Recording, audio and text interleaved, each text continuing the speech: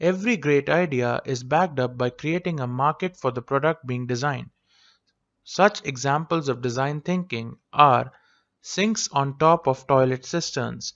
Well, what is so special about this toilet is when you flush the water which refills the cistern will first come out of the tap, allowing you to wash your hands first, an amazing way to save both water and space.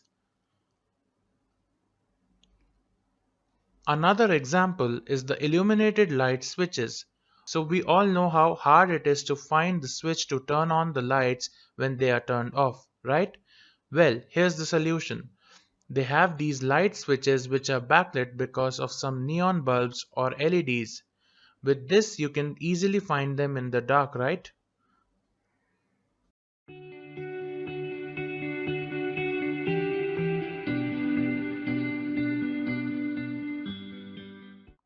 Next is the quiz on the topics we have covered in the last few lessons.